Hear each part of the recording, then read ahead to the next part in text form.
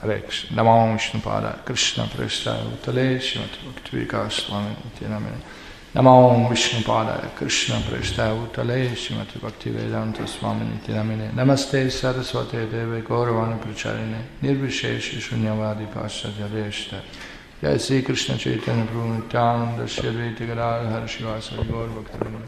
Hare Krishna Krishna Krishna Hare Hare Hare Rama Rama Rama Hare Hare Hare Krishna.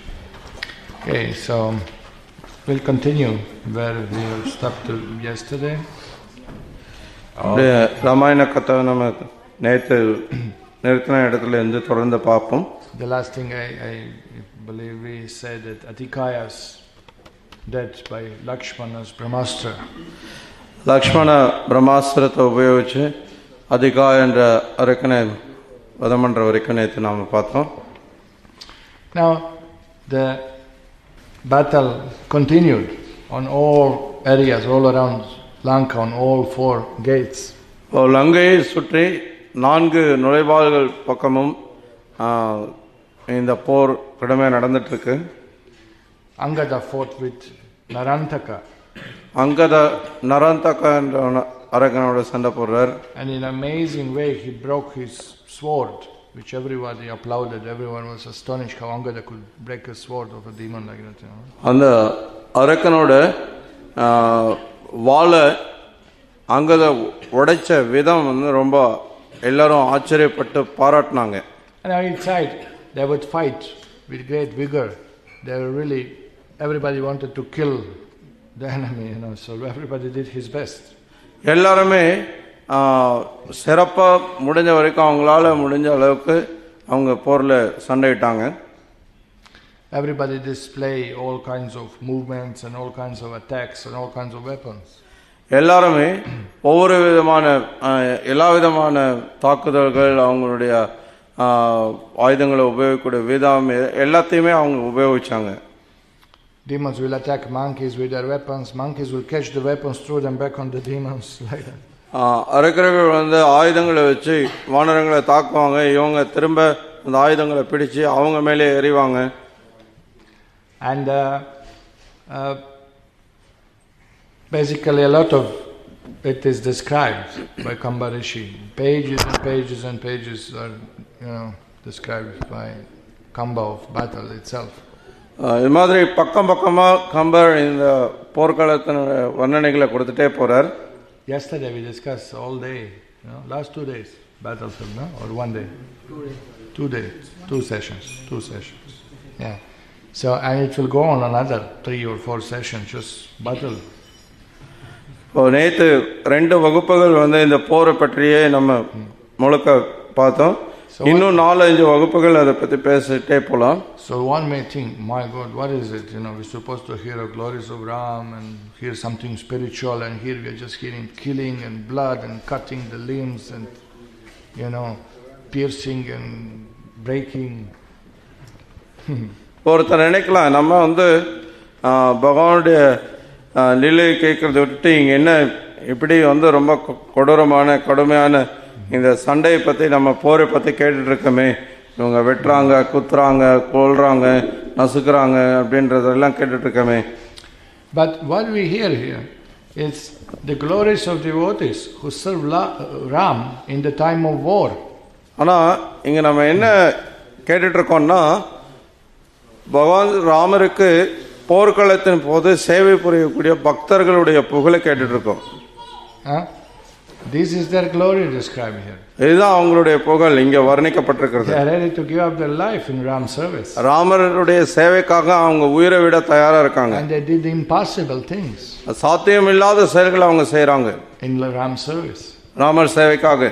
Now when we ask cook, please cook little extra, people are coming, cook 1 pot of pongal extra. Oh Prabhu, it's very hot, above is hot, fire is hot, why can't? இப்போ சமையல் செய்கிறவிட்ட பிரபு மக்கள் நிறைய பேர் வராங்க, இன்னொரு பாத்திரம் நிறைய பொங்கல் செய்யுங்க, வரவங்களுக்கு கொடுக்கலாம் அப்படின்னா, ரொம்ப வெயிலாக இருக்குது, இங்கே அடுப்பு வேற நெருப்பு சூடாக இருக்குது, ரொம்ப கஷ்டம் முடியாது பிரபுன்னாரு. Prabhuji, let's go out, distribute books. பிரபு வெளியில் போய் நம்ம புத்தக விநியோகம் செய்யலாம் போங்க. oh, maybe rain will come today, better we don't go. If rain comes, what we will do? Books will get wet. These are holy books, should not get wet. பிரபு மழை வர மாதிரி இருக்கு, இன்னைக்கு வெளியில் போனோன்னா மழை வந்துச்சுன்னா புத்தகம்லாம் நனைஞ்சு போயிடுமே, இதெல்லாம் புனிதமான புத்தகங்கள், இதை நினையக்கூடாது. Means how much difficulties we are ready to take in Lord's service. அப்படின்னா எந்த அளவுக்கு கஷ்டங்களை நம்ம வாழ்க்கையிலே நம்ம பகவான் சேவைக்காக ஏற்றுட்டு இருக்கோம். And look at these devotees. They stood there ready to risk their life. Lord, what greatest pleasure we can do than sacrifice our life for your sake. ஆனால் இங்கே இருக்கக்கூடிய இந்த பக்தர்களை பாருங்க, இவங்க பகவானை எங்கள் உயிரை நாங்கள் தியாகம் பண்ண தயாராக இருக்கோம், வேற என்ன எங்களால் செய்ய முடியும்னா அதுக்காக தயாராக நிற்கிறாங்க.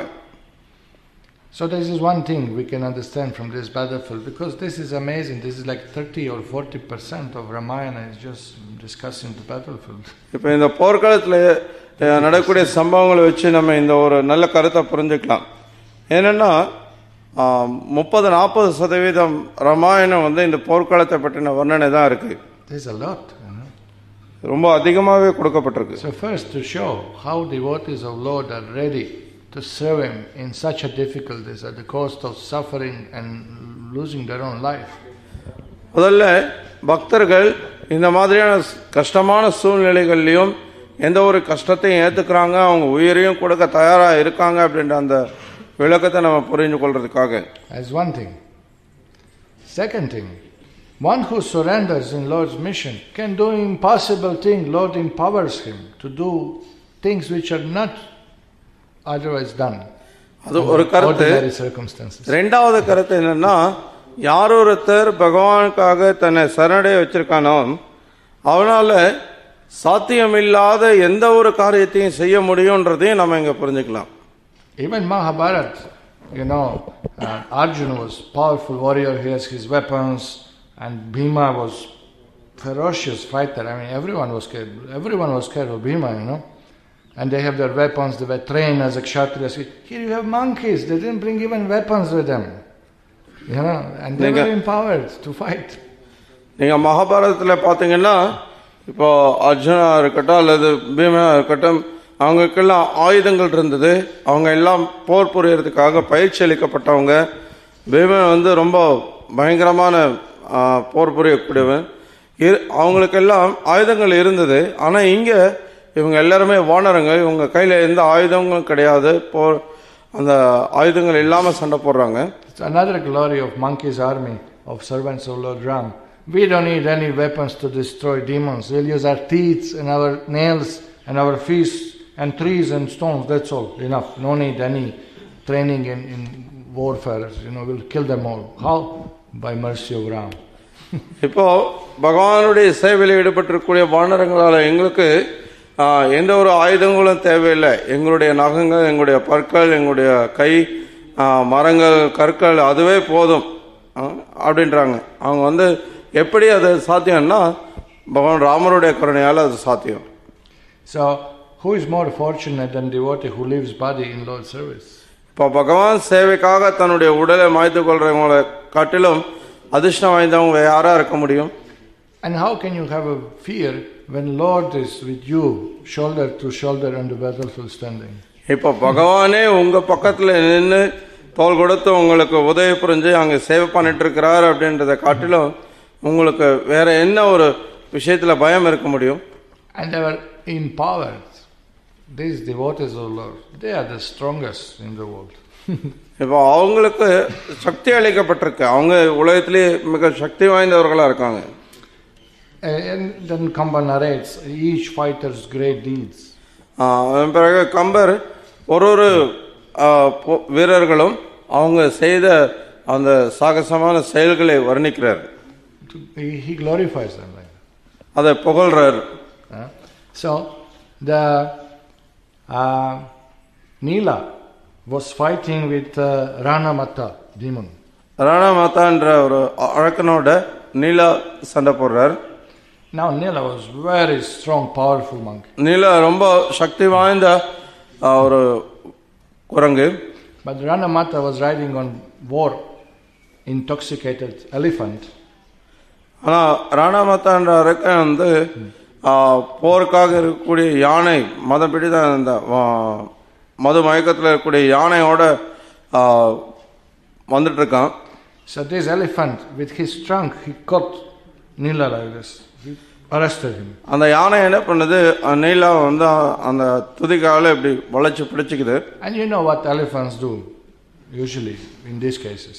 இந்த மாதிரி விஷயத்துல யானை என்ன செய்யும்ன்றது நமக்கு தெரியும். Take it up, trample it on the ground and step over it and continue fighting with others. தூக்கி அப்படியே தரையில ஒரு அடி அடிச்சு போட்டு நசுக்கிட்டு தொடர்ந்து சண்டை போட்டுட்டு இருக்கு. Trained to do that. அது செய்யறதுக்காகவே அது பயிற்சி அளிக்கப்படுது. So when everyone saw Nala wrapped in the deadly embrace of the elephant, everybody thought, finish, he is gone. இப்போ அந்த யானை வந்து இவரை இப்படி சுத்தி வளைச்சு அப்படி பிடிச்சிருக்கு அப்படின்னு உடனே எல்லாருமே பயப்படுறாங்க, அவர் முடிஞ்சிட்டாருன்னு நினைக்கிறாங்க. But Nila, what he did, he released his hands, pulled the trunk of elephant with suddenly with such a strength that elephant's head was cut off with the trunk, and elephant's headless body fell down, and with the head he went on smashing the enemies, and everybody was, we'd never seen anything like that, never heard anything like that. இப்போ இங்க நீலா என்ன பண்றாருன்னா, இப்போ யானையோட அந்த துதிக்கை பிடியில மாட்டிட்டு இருக்கவர் திடீர்னு தன்னுடைய 2 கையும் அப்படியே தூக்கி அந்த யானையோடைய தந்தத்தை பிடிச்சு இழுக்கிறார். அவர் எந்த அளவுக்கு இழுக்கிறார் அப்படின்னா, தந்தத்தோடு சேர்ந்து யானையோட தலையும் வந்துடுது, உடல்ல இருந்து துண்டிச்சு. அந்த யானை தந்தத்தை பிடிச்சிட்டு அந்த யானை தலையோடு சேர்ந்து மற்றவங்களை போய் அடிச்சு சண்டை போடுறாரு தொடர்ந்து. அந்த அளவுக்கு அவருடைய பலம். So that's amazing. This battlefield is not like Mahabharata battlefield. It's a little different flavors. இது மகாபாரத போர் மாதிரி இல்லை, இது வேறுபட்ட வகையான போர் அங்கே நடக்குது. So then Sugriva fought with Kumbha, son of Kumbhakarna. அடுத்து சுக்ரீவ கும்பகர்ணனோட மகனான கும்பாவோட சண்டை போடுறான். Attacking with weapon, counteract the weapon, giving blows, falling down, fighting. அவங்க வேறுபட்ட ஆயுதங்களை உபயோகிக்கும் போது அதை தடுத்து நிறுத்துறது, மறுபடியும் திருப்பி அடிக்கிறது, இது மாதிரி பல விதத்தில் சண்டை போடுறாங்க. So one moment Sugriva started beating him in the chest, breaking his chest, blood was coming out of his mouth, beating him, striking in the chest continuously. ஒரு சமயத்தில் சுக்ரீவர் என்ன பண்றார், அவனோட மார்பை வந்து ஓங்கி ஓங்கி அட்டிக்கிறார், அவனுக்கு அப்படியே ரத்தம் கத்துறான். And this fellow was shouting. Kumbha was கும்பா வந்து ரொம்ப பயங்கரமான சத்தம். So his brother Nikumba heard, I'm coming, I will rescue you. நிக்கும்பா அந்த சத்தத்தை கேட்டு அவன் வரான், நான் வந்து அவனை விடுவிக்கிறேன் அப்படின்றான். And Sugriva is beating, but he is not dying, this Kumbha. Sugriva அவ்வளோ அடிச்சும் அந்த கும்பா வந்து செத்து போக மாட்டாங்க. Is it heavy? I don't know, ladies, why they came today. I warned you yesterday. He just smashed his feet into his mouth, pull his tongue out and kill him like that. அவன் என்ன பண்றான், அப்படியே ஓங்கி ஒரு குத்துறான், வாயோட சேர்த்து அந்த நாக்கை எல்லாத்தையும் பிடுங்கி போட்டு அடிச்சு கொள்றாரு. Then Nikumba attacked Angada with trident. அடுத்து நிக்கும்பா வந்து அந்த திருசூலத்தால தாக்குறார். Hanuman jumped on him on side, killed him. Nikumba. Hanuman வேறு பக்கம் இருந்து வந்து தாக்கி நிக்கும்பனை கொள்றார். It was short fight. சீக்கிரமாகவே கொண்டுறார். And when news comes to Ravana and he is furious that all his soldiers are dying one after another like a flies, and no any important, all are important, all glories to all monkeys, soldiers of Ram, but no any leader of the army died on Rama's side. இப்போ ராவணனுக்கு செய்தி கிடைக்குது என்னன்னா, இவனோட படையில் இருக்கக்கூடிய எல்லா வீரர்களும் ஒருத்தரா ஈய நசுக்கி போடுற மாதிரி அவங்க நசுக்கி போட்டுட்டு இருக்காங்க அப்படின்ற அந்த செய்தி அவனுக்கு கிடைக்குது. அதே சமயத்தில் ராமர் பக்கம் இருக்கக்கூடிய முக்கியமான தளபதிகளில் ஒருத்தர் கூட இறந்து போகல, அவங்க எல்லாமே இருக்காங்க அப்படின்ற செய்தி அவனுக்கு கிடைக்குது. So Ravana was so furious, he said, I'm going to fight now, I'll kill everyone. He was so angry. Ravanan இப்போ ரொம்ப கடும் கோபத்தில் வந்து நான் இப்போ போய் சண்டை போட போறேன், எல்லாத்தையும் நான் கொல்ல போறேன்றான். So Indrajit interfered. இப்போ இந்திரஜித் இடையில வரான். My father, தந்தையே, till I'm here, why you have to fight? நான் இங்க இருக்கிற வரைக்கும் நீங்க ஏன் சண்டை போடணும்? It's not duty of son to do what he should do and could do. Why father should do the work? மகனால செய்ய வேண்டிய செய்யக்கூடிய காரியத்தை அவன் செய்யக்கூடாதா என்ன? ஏன் தந்தை அதை செய்யணும்? So now Indrajit say, I'll go and kill off everyone, don't worry, you just sit here and enjoy. இப்போ இந்திரஜித் சொல்றான், இப்போ நான் வந்து சண்டை போட போறேன், நீங்க அங்க இருந்து அப்படியே அனுபவிச்சுட்டு இருங்கன்ற. Now Indrajit is tough fighter. Indrajit ரொம்ப கடுமையான ஒரு வீரன். 4 times he captured Indra. 4 times he defeated Indra, not once.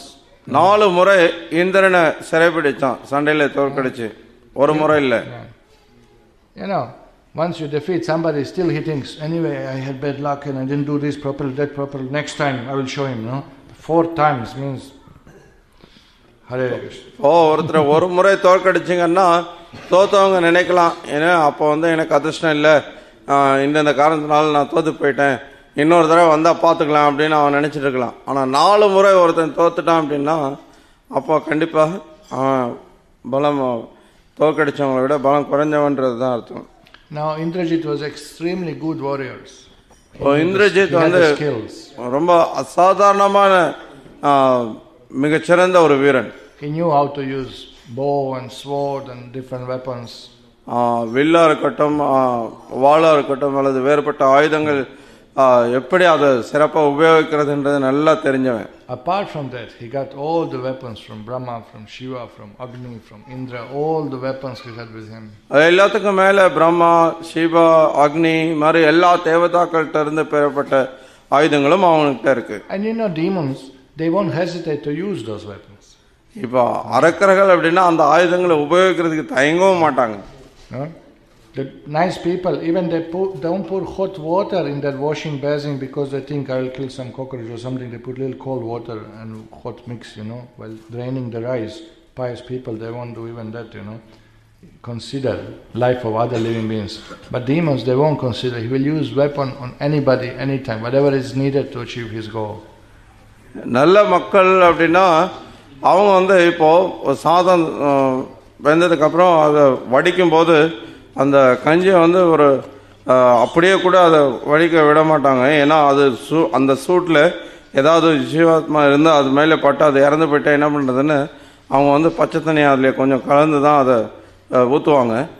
அந்த மாதிரி இருக்கும்போது அரக்கர்கள் வந்து அப்படிலாம் அவங்க பார்க்க மாட்டாங்க. அவங்க எந்த விஷயத்துக்காகவும் எந்த ஆயுதத்தையும் உபயோகிப்பாங்க. And apart from that, Indrajit knew the tantra, the science of ghosts and spirits, bhuta tattva. அது எல்லாத்துக்கும் மேலே இந்திரஜித்துக்கு வந்து ஒரு சில தந்திர வேலைகள் தெரியும். அந்த பேய் பிசாசுகளுக்கு தெரிகிற மாதிரி அதுக்கு அதனுடைய தந்திர வேலைகள்லாம் அவனுக்கு தெரியும். He knew illusions, weapons of illusions. அந்த மாயையா கண்ணுக்கு தெரியாத அளவுக்கு அதை எப்படி உபயோகிக்கிறது So he was dangerous. அப்படின்றதும் தெரியும் அவனுக்கு. He was very ரொம்ப அபாயமானவன் அவன். And he was proud like anything. He defeated so many demigods already, எத்தனையோ தேவதாக்களை தோக்கடிச்சிட்டோம் அப்படின்ற கர்வத்தில் இருக்கான். And then remember, he arrested Hanuman with his Nagapasha. நாகபாசத்தோட வந்து ஹனுமானையும் கைது பண்ணாப்போ. So he was really like monkeys. What's the problem? இப்போ அவனுக்கு வந்து குரங்குகளா அது ஒரு பிரச்சனையா அப்படின்னு பார்க்குறான். Now he heard all this. Atikaya died, his younger brother. He was so angry. அதிகாய அவனுடைய இளைய சகோதரன் இறந்து போயிட்டான் அப்படின்றதையும் அவன் கேள்விப்படுறான். Kumbhakarna died and Kumbhakarna's sons, Kumbha Nikumba. So Indrajit was furious. Kumbhakarna இறந்து போயிட்டான், கும்பகர்ணனோட மகன்கள் கும்பா நிகும்பா இறந்து போயிட்டாங்க. இதெல்லாம் கேட்கும்போது அவனுக்கு கடும் கோபம் வருது. So he was ready to come and just kill everyone. That was his determination. வந்து எல்லாரையும் கொல்றதுன்றதுல அவன் தயாரா இருக்கான். அதுதான் அவனுடைய குறிக்கோளா இருக்கு. He had powerful chariot also. ரொம்ப சக்தி வாய்ந்த பெரிய ரதமும் அவன்கிட்ட இருக்கு. It was run by such a powerful lions, no horses. Lions were running his chariot, which each of lion has strength of 1 lakh of yalis.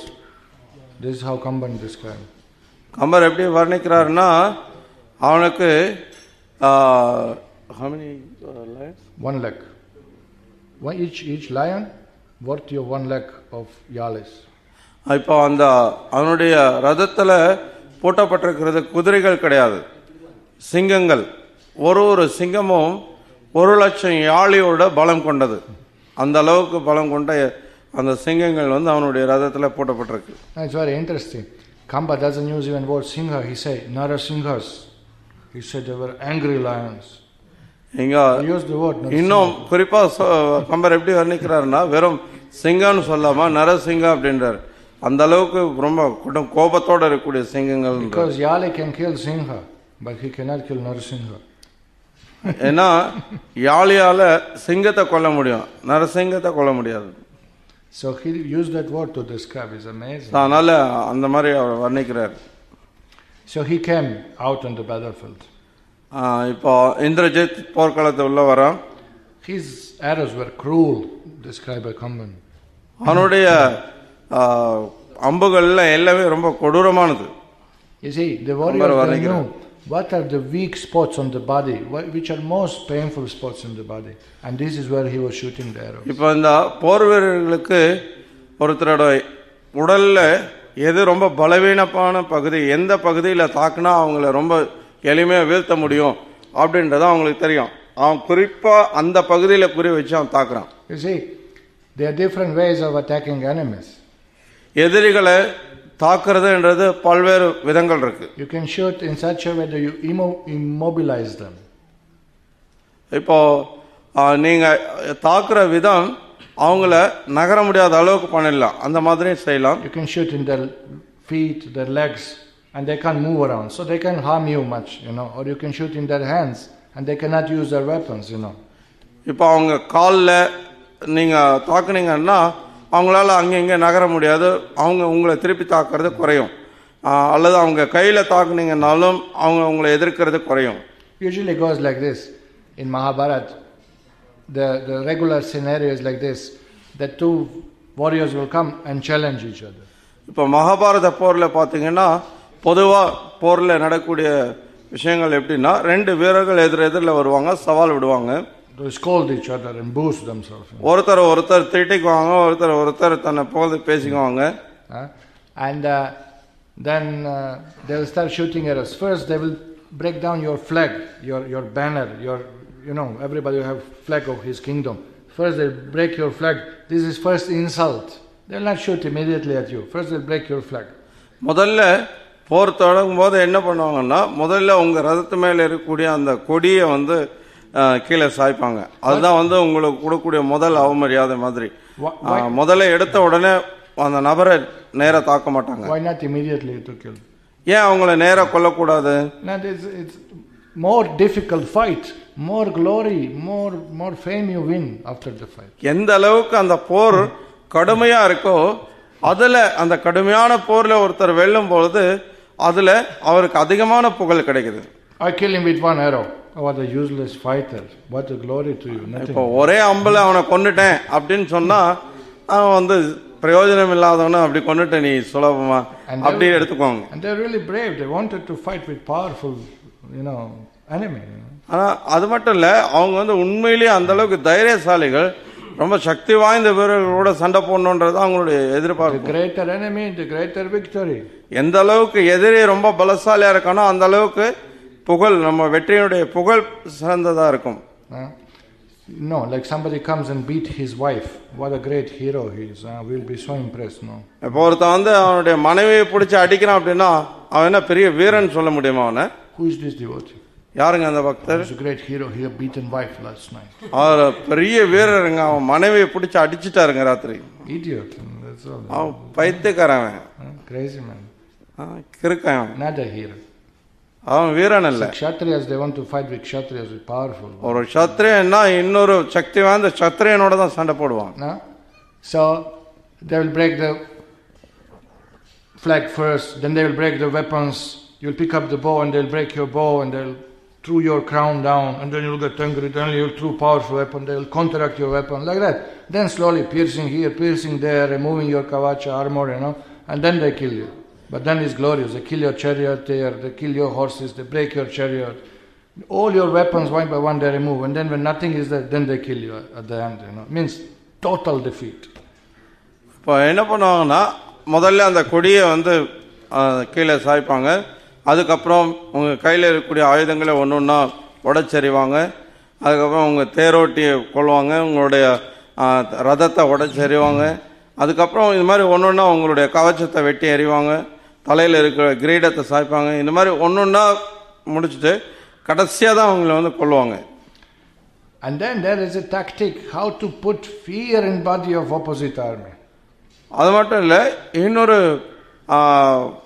அதில் ஒரு கலை என்னன்னா, எதிரில் இருக்கக்கூடியவங்க மேலே பயத்தை எப்படி உண்டாக்குறதுன்றதும் அவங்களுக்கு தெரிஞ்சிருந்த ஒரு கலை. Bhima had this method of fighting. பீமாவுக்கு வந்து அந்த வழி நல்லாவே தெரியும். They will attack with elephants, Bhima. பீமை வந்து யானையோட வந்து தாக்குவாங்க. And you know everyone else will fight from chariot shooting arrows. He won't wait. He will jump down with his gada and smash on the head directly. One hit on the head. Boom! Next one. Boom! Next one. Boom! And all body will be smeared with fat of elephants and their brain and blood. And then he will stand like Yamaraj there. And people just faint. They will pass urine and water seeing him out of fear, you know. அப்படியே பீமா வந்து என்ன பண்ணுவாருன்னா, எல்லாரும் எதிரில் வர்றவங்க எல்லாம் தேரில் வந்து ஆயுதங்களை வச்சு தாக்குவாங்க. ஆனால் இவர் என்ன பண்ணுவார், அப்படியே தாவி அவங்க மேலே குதிச்சு கையில் இருக்கிற அந்த கதாவோட வந்து ஒரே அடியில் அவங்கள அப்படியே கொண்டுட்டே போயிட்டே இருப்பார். அந்த உடம்பு முழுக்க பார்த்தீங்கன்னா அந்த யானையை கொள்வது, அந்த நபர்களை கொள்வது, அவங்களுடைய உடல்லேருந்து இருக்கக்கூடிய ரத்தம், மூளை, அந்த மாதிரியான இதுதான் எல்லாம் அப்படியே உடல் முழுக்க பூசியிருக்கும். அந்த மாதிரி அவர் வந்து அப்படியே ரொம்ப சத்தம் போட்டு அப்படியே கத்துனாருன்னா, அது வந்து யமராஜரே அங்கே நிற்கிற மாதிரி அவங்க எல்லாம் பயத்திலே நிறைய பேர் வந்து மலை ஜலம் கழிஞ்சு அப்படியே விழுந்துருவாங்க. And then what he did, tear the chest of Dushasana, pull out his heart, open it up and start drinking blood and dancing like this. And even his own army soldiers got frozen of stunned like. துஷாசனம் வந்தபோது அவனை ஒரு தாக்கி கீழே போட்டு அவன் மார்பு வந்து அப்படியே கிழிச்சு ரத்தத்தை அள்ளி அப்படியே குடிச்சிட்டு கத்தும் போது பார்த்தீங்கன்னா இவங்க பக்கம் இருக்கிற வீரர்களே இவனை பார்த்து பயப்படுவாங்க. No? And what you will think, you are on opposite side, they're not killing us, they're eating us alive, you know. You get afraid, you get demoralized, you lose your strength. இப்போ அவங்க வெறுமனே தாக்குறது இல்லை, அவங்க நம்மளை சாப்பிட்டுட்டு இருக்காங்க அப்படின்னு பார்க்கும்போது அப்போ என்ன ஆகும், பயம் இல்லாமல் வேற என்ன வருவாங்க. Then there is another method, very short arrows in very weak spots on the body. It causes pain and causes suffering and then you die. It's not that you die immediately. It causes you pain and suffering before you die. And this is how Indrajit was shooting. இப்போ இன்னொரு விதம் என்னன்னா, உங்கள் உடலில் இருக்கக்கூடிய அதிக வலியை கொடுக்கக்கூடிய பகுதி, பலவீனமான பகுதியில் தாக்குனா அது வந்து உங்களை வெறுமனே கொல்றது மட்டும் இல்லாமல் சாகிறதுக்கு முன்னாடி உங்களுக்கு ரொம்ப கடுமையான வலியையும் துன்பத்தையும் கொடுக்குது. இந்திரஜித் வந்து அந்த மாதிரி தான் அவன் வந்து எல்லாருமே தாக்குறான். And that also shows the cruelty of the warrior and gives fear to others. அது அந்த வீரனுடைய கொடூரமான அந்த தன்மையை காட்டுது. அவன் எந்த அளவுக்கு எதிரில் இருக்கவங்க மீது ரொம்ப கொடூரமாக நடந்துக்கிறான், அவங்களுக்கு பயத்தை ஏற்படுத்துறான் அப்படின்றத காட்டுது. So Indrajit shot his arrow with such a strength and so fast that they were irresistible. They were just piercing the monkeys one after another. Indrajit வந்து எந்த அளவுக்கு அவன் அந்த ஆயுதங்களை வச்சு தாக்குறான் அப்படின்னா எதிரில் இருக்கக்கூடியவங்க யாராலையும் தாக்கு பிடிக்க முடியல. Definitely he was different type of warrior than whatever so far they were fighting with. இது வரைக்கும் அவங்க சண்டை போட்ட வீரர்களோட ஒப்பிட்டு பார்க்கும்போது இவன் வந்து கண்டிப்பா முழுக்க வேறுபட்ட ஒரு விதத்துல போரிடுறான். In no time he killed few crores of monkeys. In no time, just start swallowing the army like a forest fire. அந்த சண்டை போட ஆரம்பிச்ச உடனே பாத்தீங்கன்னா அவன் வந்து அப்படியே அந்த போர் படையை அப்படியே மொத்தமா அவன் விழுங்குறான். அவன் வந்து கோடிக்கணக்கான வீரர்களை அப்படி கொஞ்ச நேரத்துல முடிக்கிறான். So Hanuman fought with Indrajit. Hanuman இப்ப இந்திரஜித்தோட சண்டை போடுறார். But you know, it was nothing really happened. உண்மையிலே அங்க பெருசா ஒன்றும் பாதிப்பு அடையல. He threw mountains on him and he counteracted with weapons and he laughed at him. இப்போ ஒரு மலையை தூக்கி போடுறாரு அவன் மேல, அவன் ஆயுதத்தால அந்த மலையை தடுத்து நிறுத்திடுறான். அதுக்கப்புறம் ஹனுமானை பார்த்து சிரிக்கிறான். Indrajit didn't consider Hanuman match. Already I arrested before this monkey. Why should I fight again with him? Hanuman வந்து தனக்கு இணையான ஒரு வீரனா இந்திரஜித் பார்க்கவே இல்லை. ஏன்னா ஏற்கனவே அவன் கைது பண்ணி தான் விடுவிச்சிருக்கான். Then Nila and Angada attacked him. நீலா அங்கதா தாக்குறாங்க. He wounded with arrows so much that both of them fall down. அவன் எந்த அளவுக்கு அம்புகளால் இவங்களை தாக்குறான்னா இவங்க 2 பேருமே வந்து ரொம்ப காயப்பட்டு கீழே விழுந்துடுறாங்க. And Angada fainted also. அங்கதா மயக்கம் போட்டுறாரு.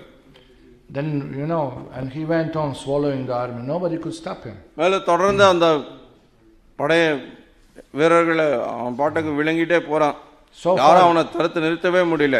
So far you could see, if you see from the position of the avatars, you could see so far monkeys were going towards the Lanka, entering and tightening the belt around the Lanka. But now you could see the demons were coming out and breaking the rows of monkeys and overpowering the army, completely turn over in battlefield.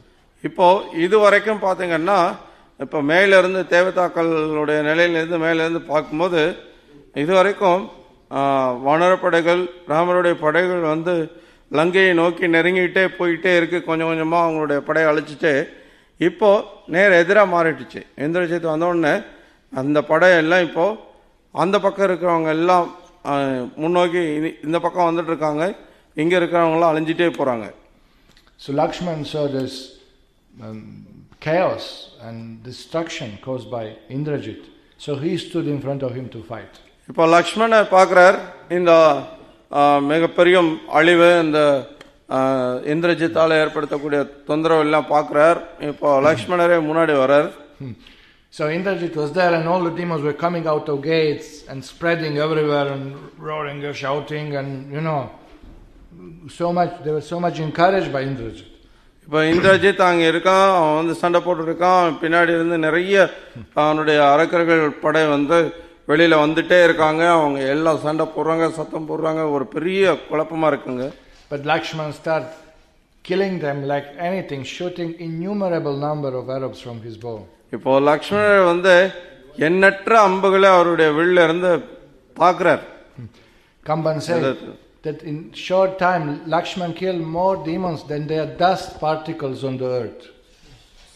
So many he killed. Kambar எப்படி வர்ணிக்கிறார் அப்படின்னா இப்போ இந்த பூமியில் இருக்கக்கூடிய அந்த துகள்கள் இருக்கு இல்லையா, மண் துகள்கள், அதை விட அதிகமான வீரர்களை அவர் தாக்குனார் அப்படின்னு. So Indrajit, this is Lakshman, come fight with me.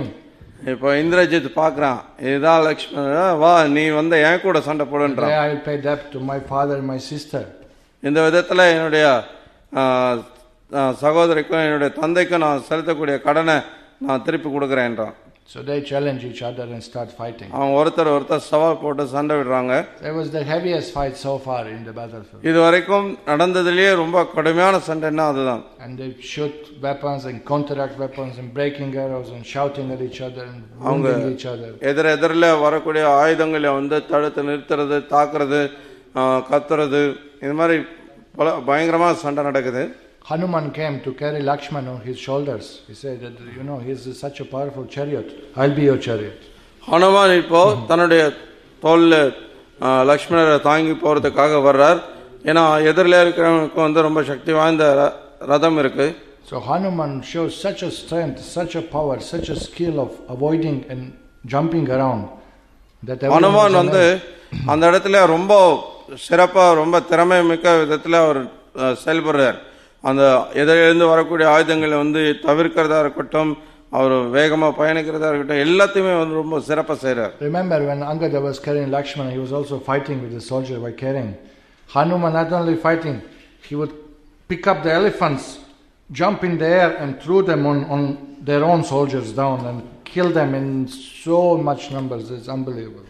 இப்போ அங்கதா முதல்ல அதே மாதிரி லக்ஷ்மணரை தூக்கிட்டு போகும்போது அவர் வந்து தூக்கி போறதோட மட்டும் இல்லாம அவர் சண்டையும் போட்டார்.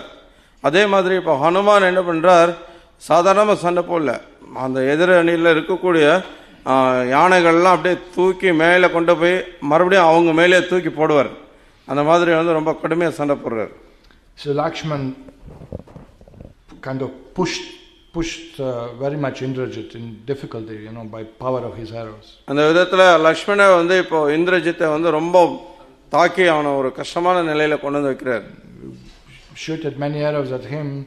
நிறைய அம்புகளை தாக்குறார். Smashed his chariot. நிறைய அவனுடைய ரதத்தை வந்து நசுக்கி போட்டுறார். So this is heavy defeat and you are insecure now. அது வந்து ஒரு பெரிய தோல்வியா அவனுக்கு இருக்கு. அவன் பாதுகாப்பற்ற நிலையில இருக்கான். Chariots also, these are huge chariots. அவனுடைய ரதம் ரொம்ப பெரியது. Not some rickshaws, these are huge, equipped with all kinds of weapons. அது ரொம்ப பெரிய ஆயுதங்கள் நிரம்பிய ஒரு ரதம் அது. Yeah. So what Indrajit did, they know this. If chariot is broken, immediately another chariot was kept in the back. So they brought another chariot. இப்போ அந்த ரதம் உடஞ்ச உடனே இப்போ வேற ஒரு ரதம் தயாரா வச்சிருக்காங்க. அந்த ரதத்தை கொண்டு வராங்க. So as soon as Indrajit climbed on chariot, Lakshman will destroy chariot fully. Indrajit அந்த ரதத்துல ஏறின உடனே லக்ஷ்மணர் அந்த ரதத்தை உடைச்செறிஞ்சிருவார். Then third chariot, மூன்றாவது ரதம் வருது, smashed. மறுபடியும் அதை உடைச்செறிறார். நாலாவது ரதம் வருது, மறுபடியும் உடைச்செறிறார். Someone say, in one moment on battlefield, this is only what Indrajit could do: climb up and come down, and climb up and come down. Because all the chariots were destroyed by Lakshman. இப்போ கம்பர் எப்படி வர்ணிக்கிறாருன்னா, ஒரு சமயத்துல இந்திரஜித் என்ன பண்ணுவோம், ரதத்து மேல ஏறுவான், அந்த ரதம் உடஞ்சு போயிடும், மறுபடியும் அடுத்த ரதத்துல ஏறுவான், மறுபடியும் உடஞ்சு போயிடும். ரதத்துல ஏறுறது இறங்குறது இதே தான் பண்ணிட்டு இருக்கான். And in meantime, Indrajit couldn't shoot many arrows on this condition of running for life, but Lakshman shot so many arrows around. இப்போ அந்த சமயத்துல அவனால அதிகம் அம்புகளை விட முடியல. ஆனா லக்ஷ்மணர் வந்து ரொம்ப பயங்கரமான அம்புகளை விட்டு He was so angry, Lakshman. அந்த அளவுக்கு லக்ஷ்மணர் ரொம்ப கடும் கோபத்துல இருக்கார். Took a long arrow.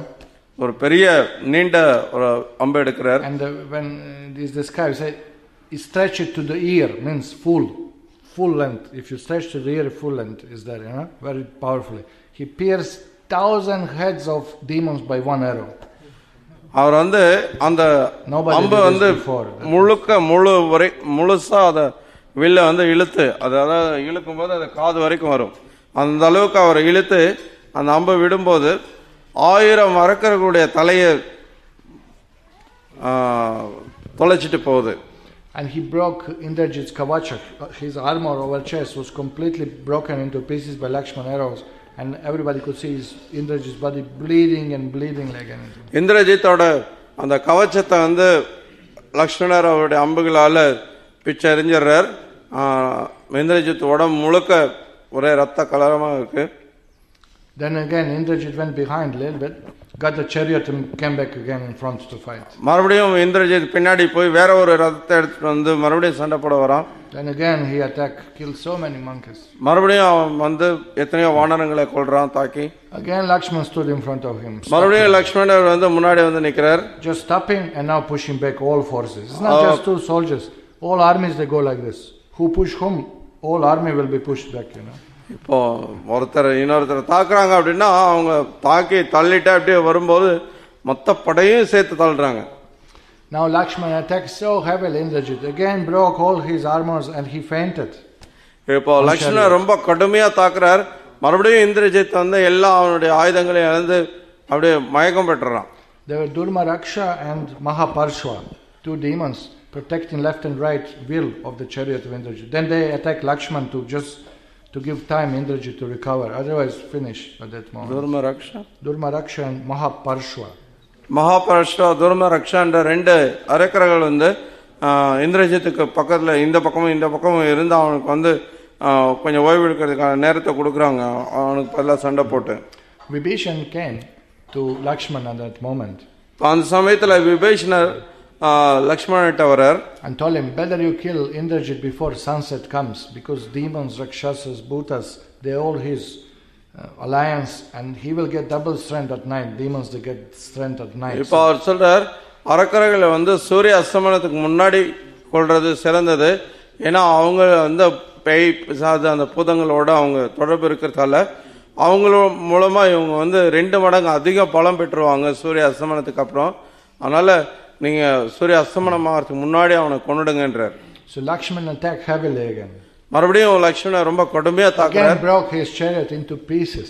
மறுபடியும் அவனுடைய ரதத்தை துண்டா உடைச்சு போட்டுறார். But that was already around sunset, and ஆனா இந்த சமயம் ஏற்கனவே வந்து சூரிய அஸ்தமனம் ஆகிற சமயம் ஆயிடுது. Just beginning of it, and Indrajit just jumped in the sky and disappeared. இப்ப திடீர்னு பாத்தீங்கன்னா இந்திரஜித் அப்படியே ஆகாயத்துல போறான், மறைஞ்சு போயிடுறான். He took a small form. That was some blessing of Brahma upon him. He had this Shakti, the power.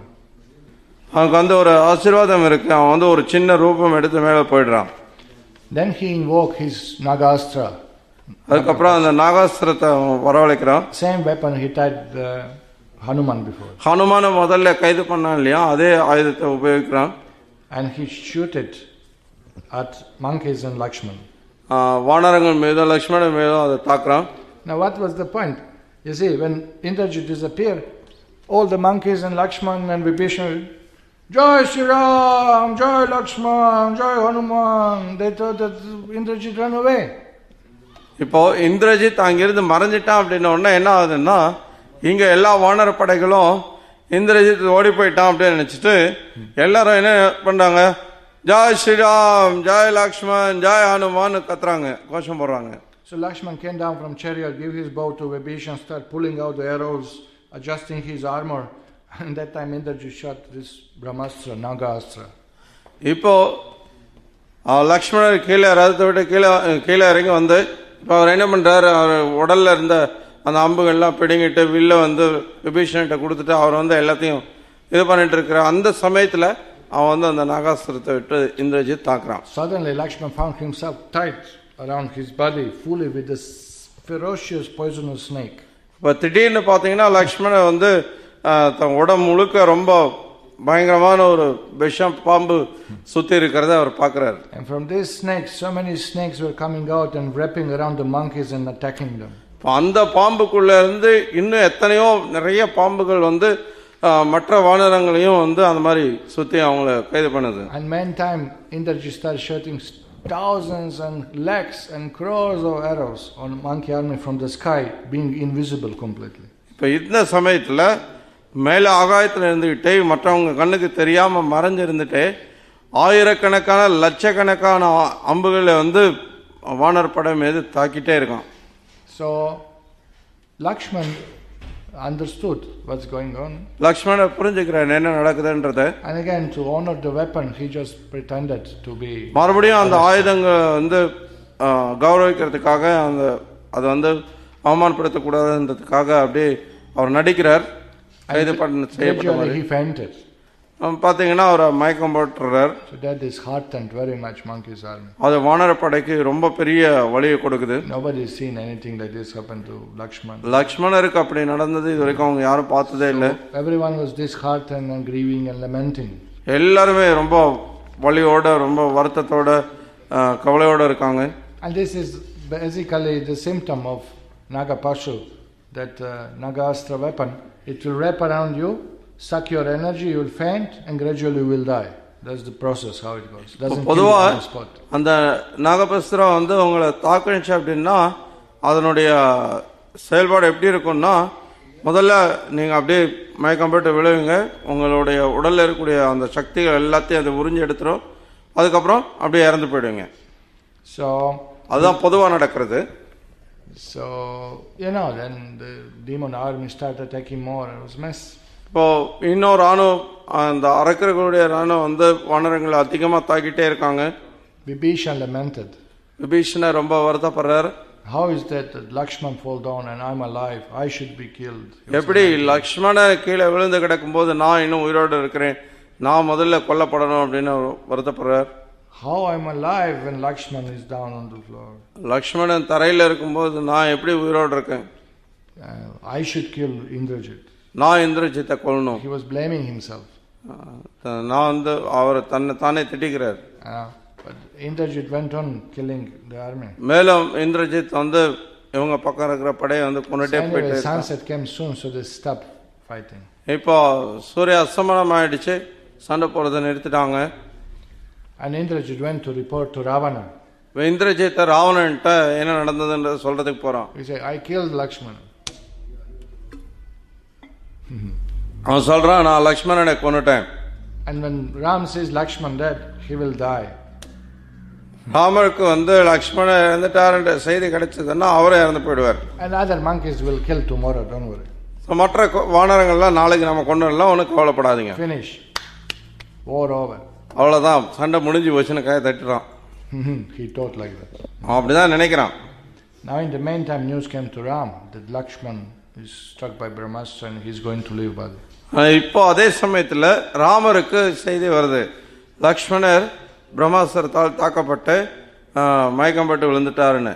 The dead bodies all over the battlefield. Where is Lakshman? How Ram will find him? இப்போ லக்ஷ்மணர் அந்த போர்க்களம் மொத்தமும் வந்து இறந்து போன உடல்களா இருக்கு. லக்ஷ்மணர் எப்படி அவர் கண்டுபிடிப்பார் எங்க இருக்காருன்னு? He shoots an arrow in the sky which illuminates so much light that again became like daytime, and then he comes there to Lakshman's place. அவர் என்ன பண்றார், ஒரு அம்ப ஆகாயத்துல விடுறார், அது ரொம்ப பிரகாசமா ஒளியை கொடுக்குது. மறுபடியும் பாத்தீங்கன்னா பகல் மாதிரியே வெளிச்சமா இருக்கு. மறுபடியும் வந்து லக்ஷ்மணர் எங்கன்றதை தேடுறாரு.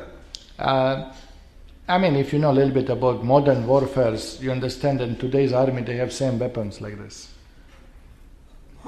இன்னைக்கு நவீன போர் புரியக்கூடிய அவங்களுடைய அந்த போர்க்கலை உங்களுக்கு தெரிஞ்சிருந்ததுன்னா இன்னைக்கு இருக்கக்கூடியவங்க கூட அது அந்த மாதிரியான ஆயுதங்களை கொண்டிருக்காங்க.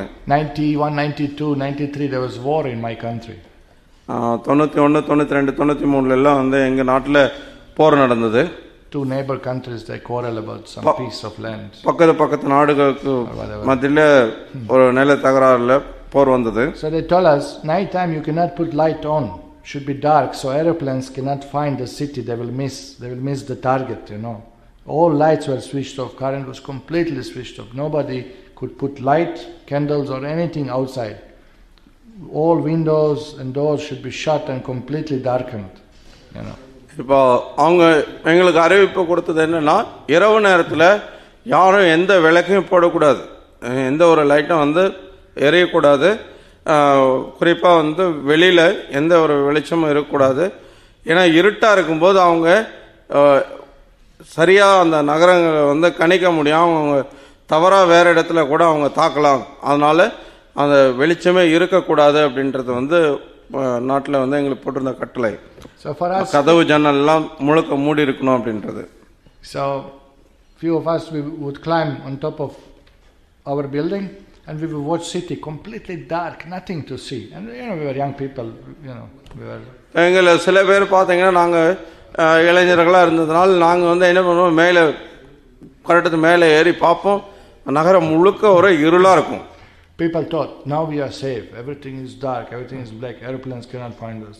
மக்கள் நினைப்பாங்க இப்போ வந்து எல்லாம் இருளா இருக்குது, விமானத்திலேருந்து வர்றவங்க நம்மளை நம்ம எங்க இருக்கோன்றது தெரியாது, அவங்களுக்கு இருட்டில் தெரியாதுன்னு நினைப்பாங்க. Then you hear sound of elephants of airplanes. அதுக்கப்புறம் பார்த்தீங்கன்னா அந்த ஏரோப்ளேன் வர சத்தம், விமானத்தினுடைய சத்தம் கேட்கும். Sound is coming, no? So silence now. இப்போ வந்து அந்த சத்தம் வர்றதுனால எல்லாம் அமைதியா இருக்கும். Then from airplanes 2 rockets are blown, you know, carried by small parachute, you know, slowly coming and full light like daytime. All city is visible like that. Everybody, what's the use of our covering the windows, you know? For 1 hour, full light like daytime in the middle of night and just bombing and blasting all city, you know. Didn't help all our closing the windows.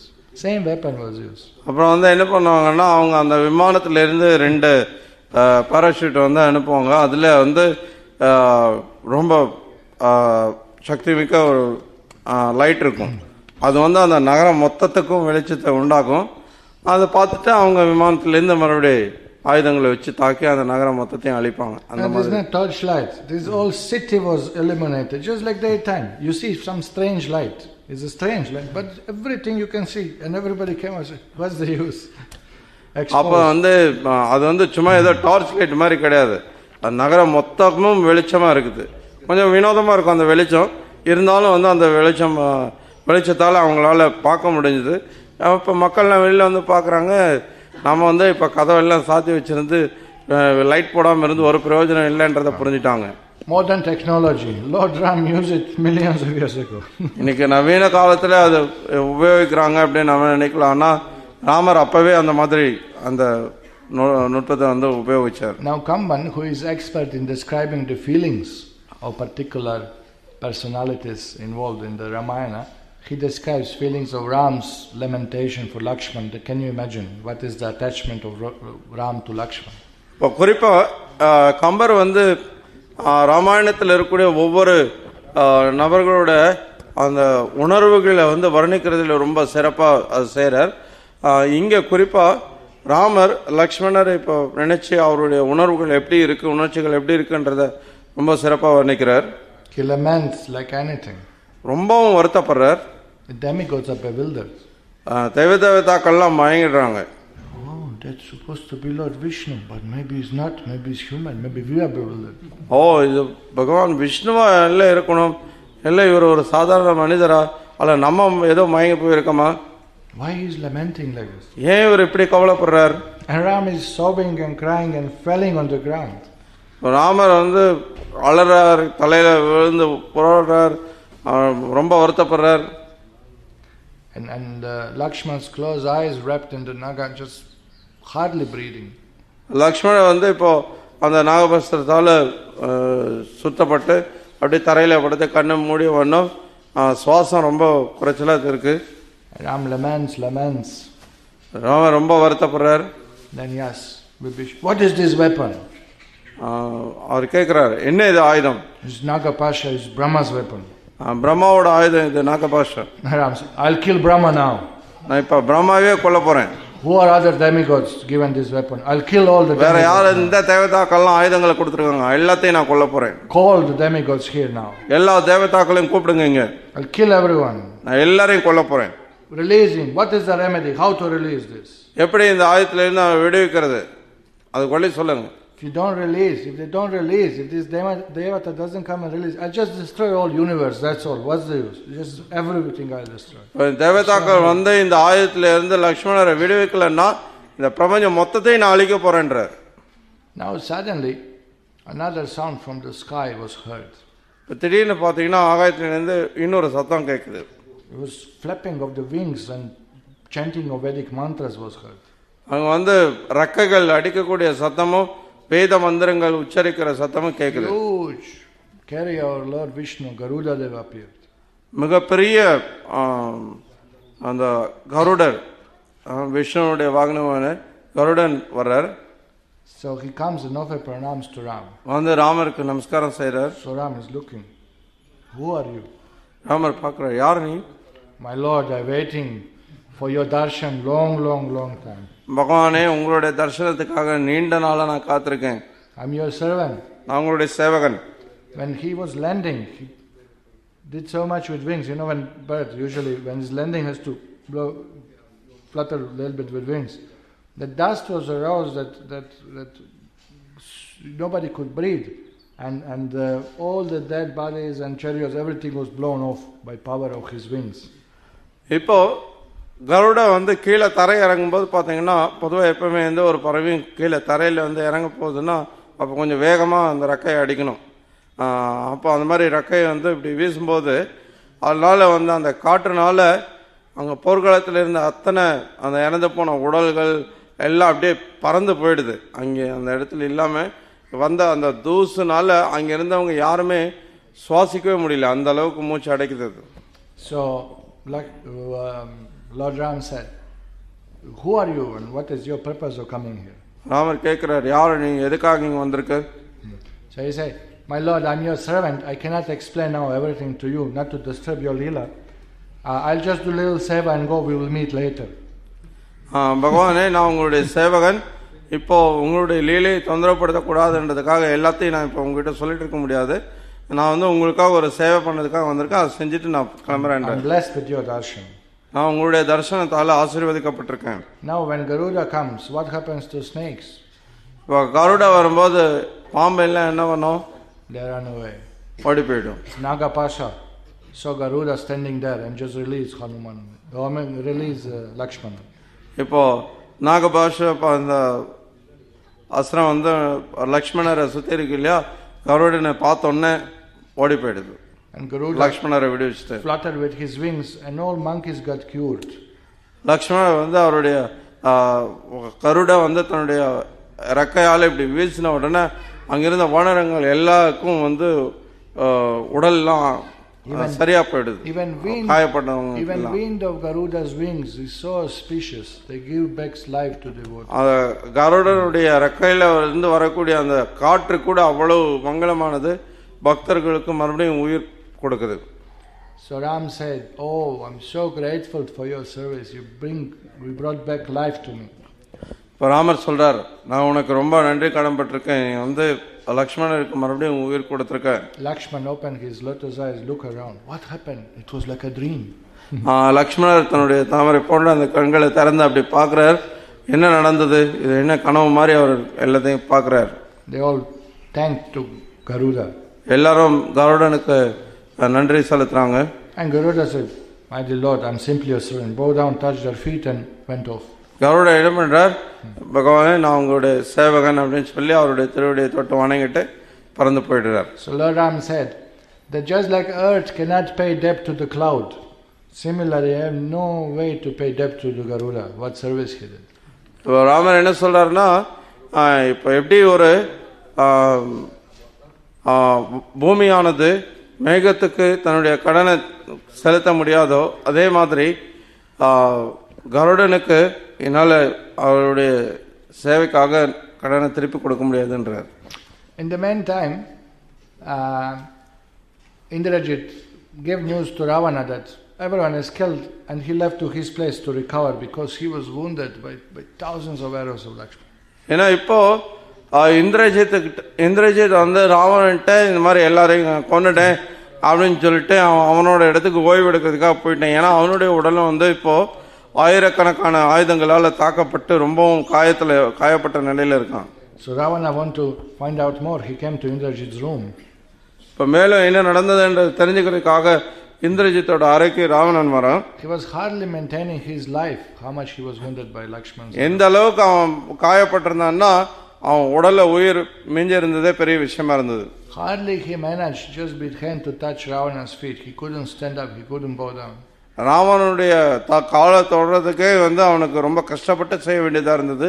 கீழே விழுந்து வணங்க கூட முடியல அவனால. He said, my lord, that Durmaraksha Mahaparshva are there. Let them fight today. This is now third day of fight will start. I'll take rest for I have to recover. I just cannot fight.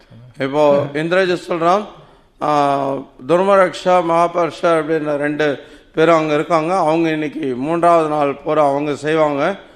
நான் வந்து ஒரு நாள் ஓய்வு எடுத்தால் தான் என்னால் மறுபடியும் சண்டை போட முடியுன்றான். And Ravana say, okay, let us do like that. Ravana சொல்ற சரி அப்படியே ஆகட்டும். But then in the night they hear again shouts, Jai Shri Ram, Jai Garuda Dev. ஆனா இப்போ மறுபடியும் அவங்க கேட்கிற சத்தம் என்ன, ஜாய் ஸ்ரீராம் ஜாய் கருடன் வானரங்கள் கோஷம் போடுறாங்க. The news that Garuda Dev came and released Lakshman from Nagapasha and they are all ready and now they have more strength. இப்போ கருடதேவர் வந்து லக்ஷ்மணரை நாகபஸ்தரிலிருந்து விடுவிச்சுட்டார். இப்போ எல்லா வானரங்களுக்கும் மறுபடியும் முழு பலம் கிடைச்சிருச்சு அப்படின்ற செய்தி அவங்களுக்கு கிடைக்குது. And then Ravana prepares for the third day of the fight. மறுபடியும் ராவணன் வந்து 3வது நாள் போருக்காக தயார்படுத்திக்கிறான். So then the third day fight. 3வது நாள் போர் தொடங்குது. So Indrajit is not there, Ravana is not there. இப்போ இந்திரஜித் இல்ல, ராவணன் இல்லங்க. But Durmaraksha Mahaparshva and other demons they come to fight. ஆனாலும் துர்மரக்ஷா மகாபர்ஷா போன்ற மற்ற அரக்கர்கள் எல்லாம் சண்டை போட வராங்க. Pages and pages and pages of battlefield. How much we can describe, இந்த மாதிரி பக்கமா அந்த போர்க்கால வர்ணனை இருந்துட்டே இருக்கு. எவ்வளவு நம்ம சொல்றதுன்னு தெரியல. I just listed the names of the principal demons killed.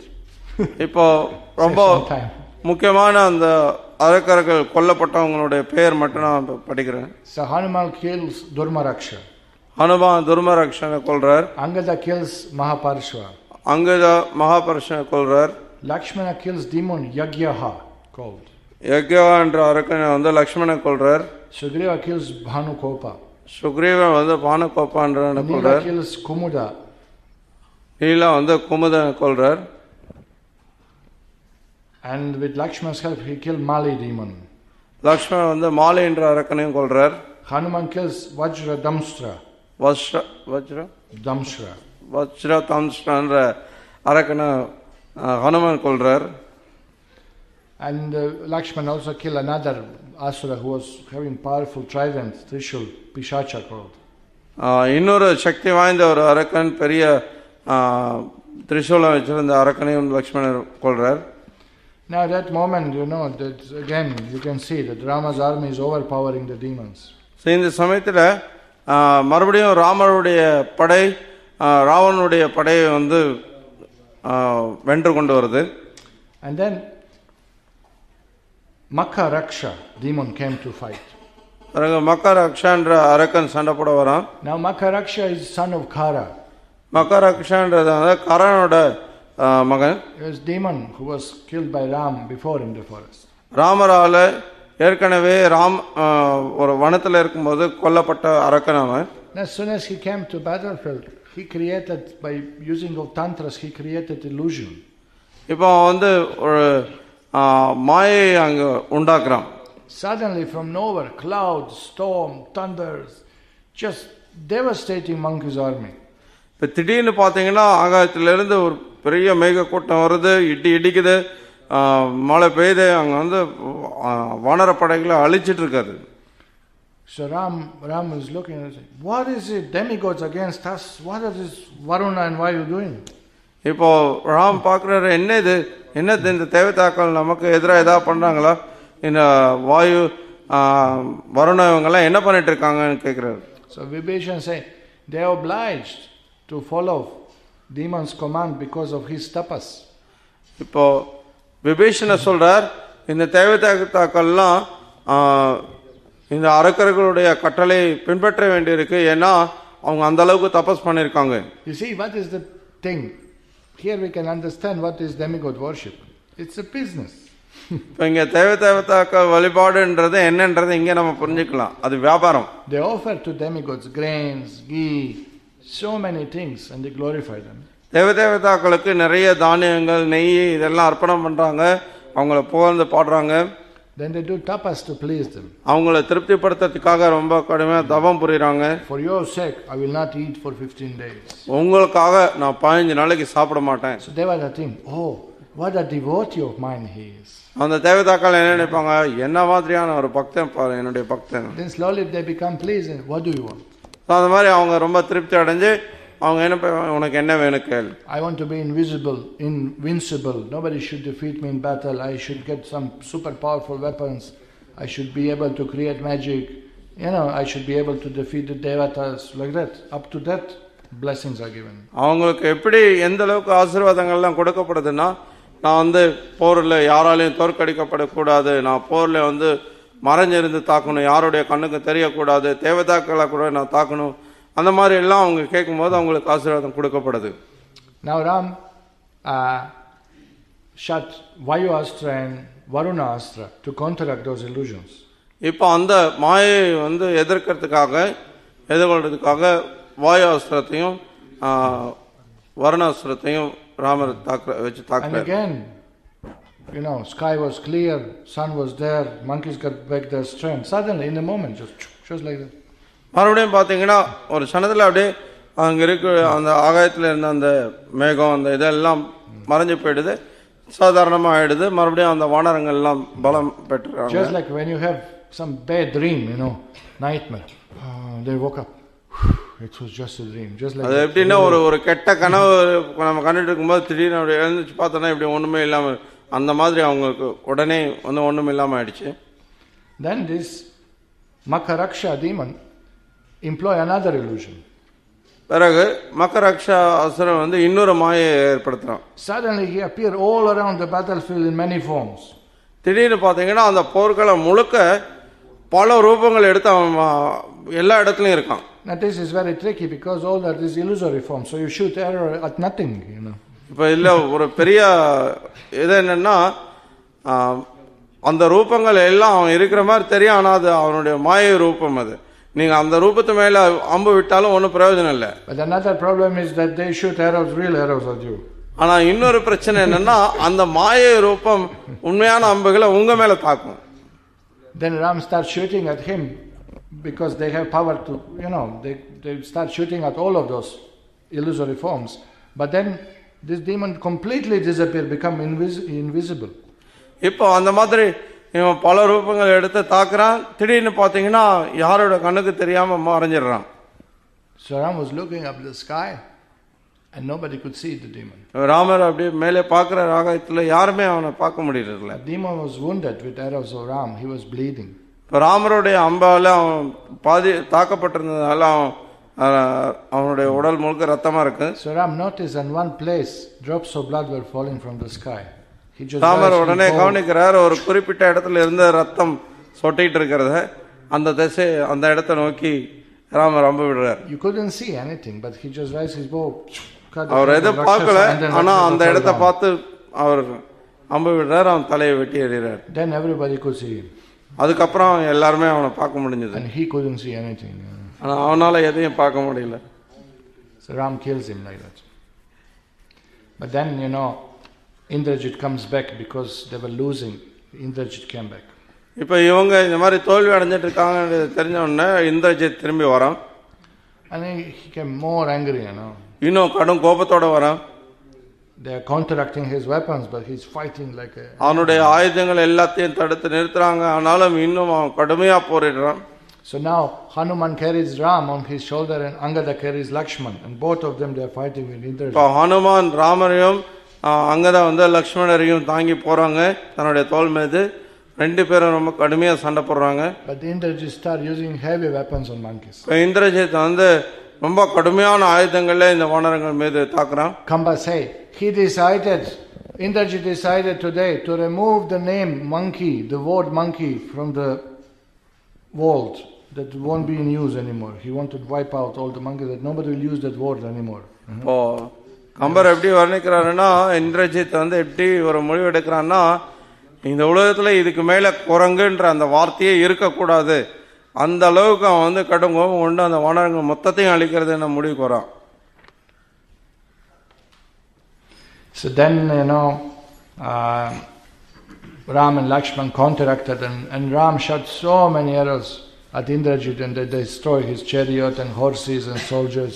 It was like that. பிறகு ராம லக்ஷ்மணன் அவனுடைய ஆயுதங்கள் எல்லாம் தடுத்து நிறுத்துறாங்க. அதுக்கப்புறம் எத்தனையோ அம்புகளை விடுறாங்க, ஆயுதங்களை தாக்குறாங்க.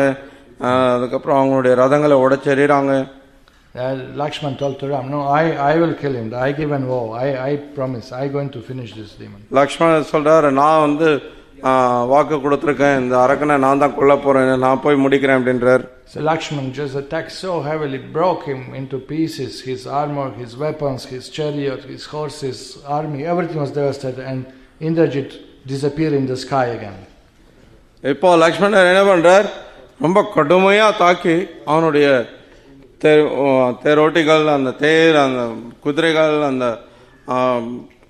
எல்லாத்தையும் அவனுடைய ஆயுதங்கள் எல்லாத்தையும் ரொம்ப துண்டு துண்டா வெட்டி எறிஞ்சிடுறார். மறுபடியும் இப்போ இந்திரஜித் ஆகாயத்துல மறைஞ்சிடறான். Now again monkeys thought, Indrajit run away, Indrajit is defeated. மறுபடியும் இந்திரஜித் ஓடி போயிட்டான், அவன் தோற்கடிக்கப்பட்டான் அப்படின்னு வானரங்கள் நினைக்கிறாங்க. So Lakshman thought that no, he is there in the sky. Lakshmanan சொல்றாரு, இல்ல அவன் ஓடி போகல, இன்னும் இங்கதான் இருக்கான். Ram, shall I use Brahmastra? Raman பிரம்மாஸ்திரத்தை உபயோகிட்டோமா? Because you think of the person, you chant the mantra, whether you shoot here or there, Brahmastra will find him.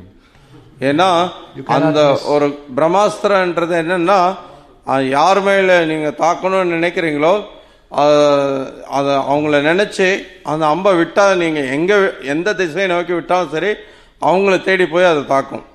So Ram said, no, this Brahmastra is so dangerous, so many innocent creatures will die because it will emanate so much heat, so many innocent creatures will die.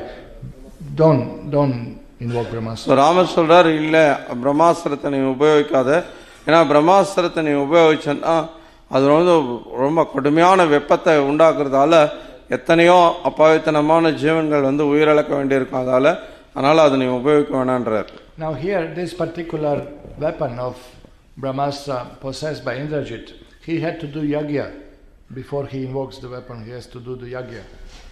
இங்க இந்திரஜித் உபயோகிக்க இருக்கக்கூடிய அந்த பிரம்மாஸ்திரம் ஒரு குறிப்பிட்ட ஆயுதம். அது எப்படின்னா, அந்த ஆயுதத்தை உபயோகிக்கிறதுக்கு முன்னாடி அவன் ஒரு யாகம் செய்யணும்.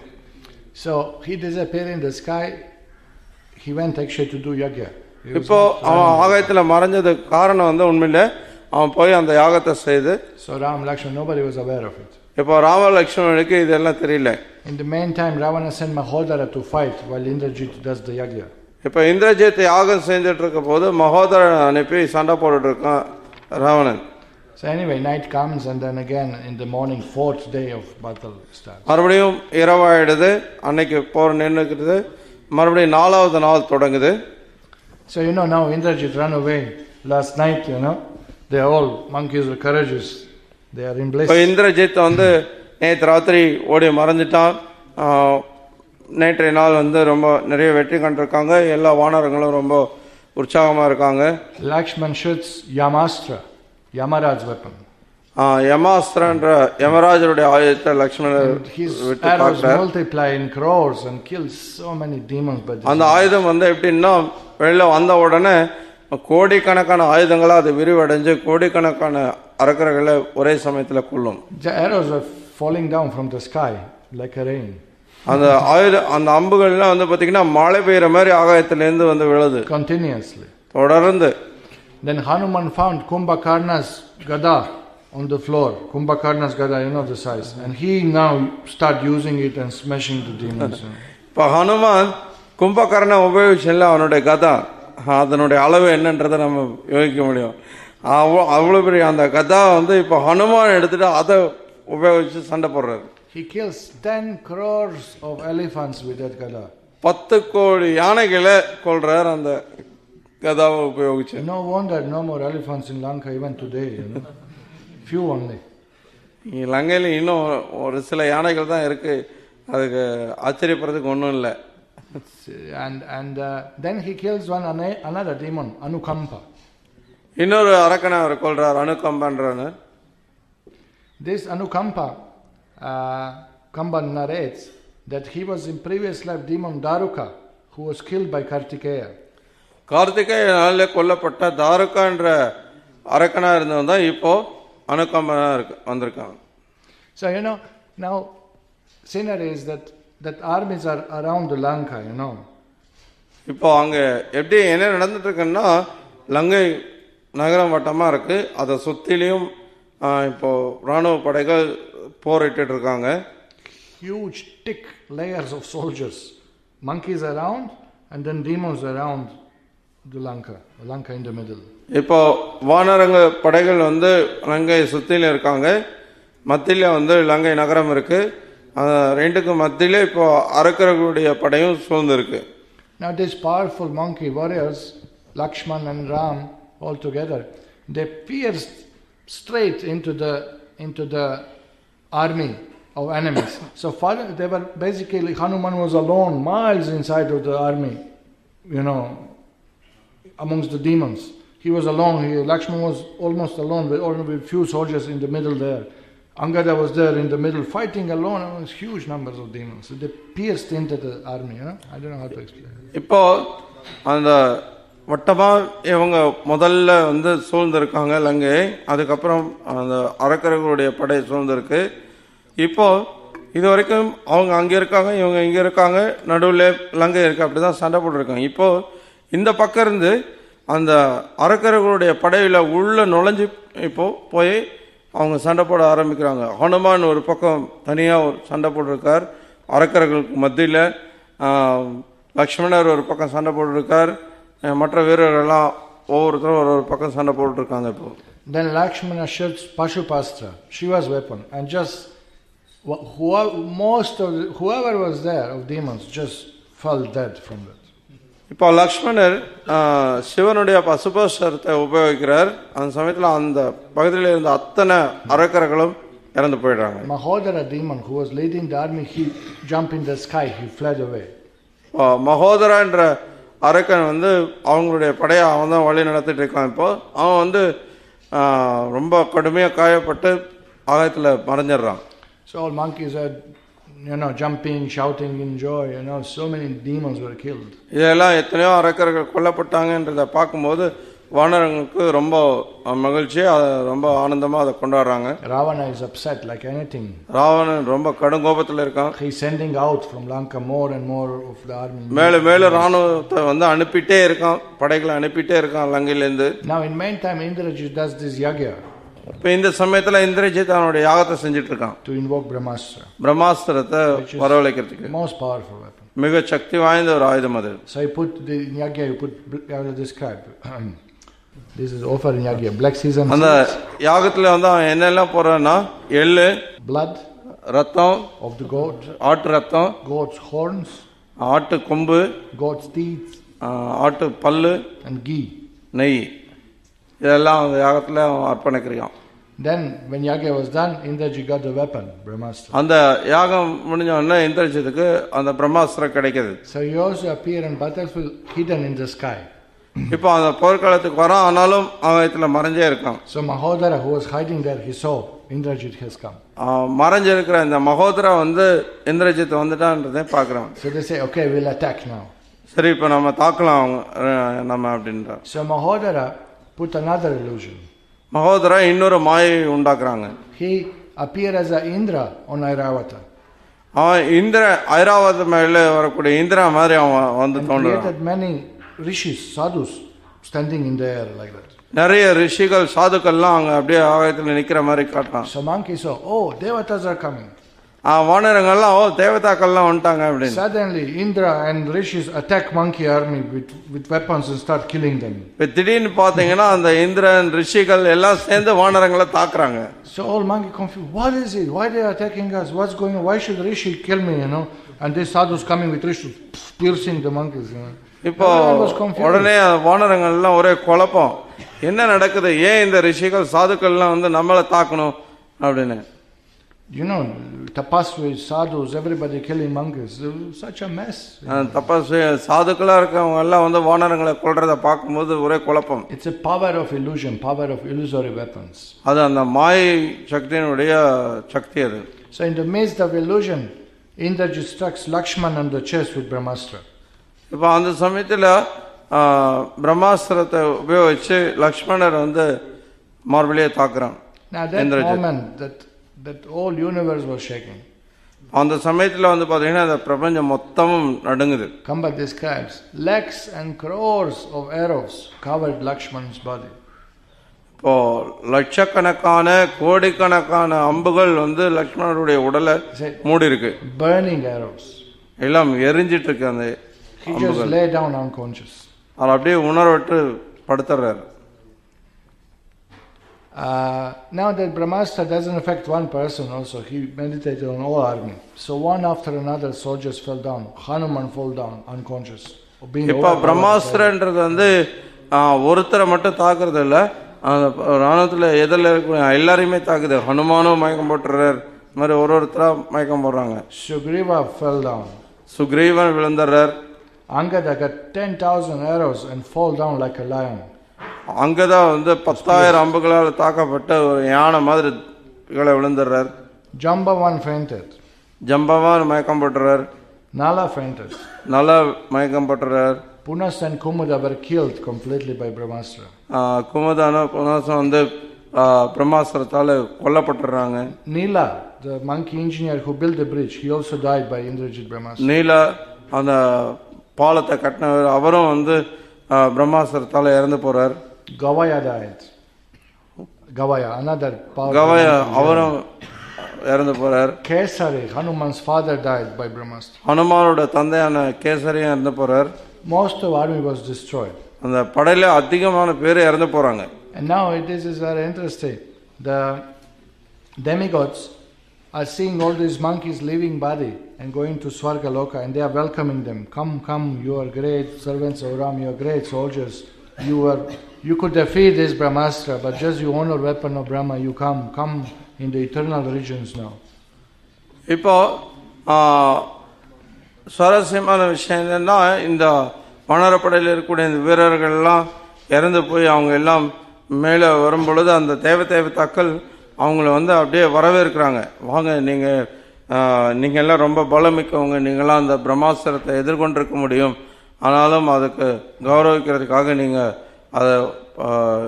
அதை நீங்கள் ஒன்றும் பண்ணலை அப்படின்னு சொல்லி அவங்க வரவேற்கிறாங்க. நீங்கள் எல்லாம் ராமருடைய சேவர்கள், நீங்கள் எல்லாம் பெரிய சாதுக்கள். உங்களை பார்க்கறதாலே எங்களுடைய இடம் எல்லாம் புனிதமாகுது. So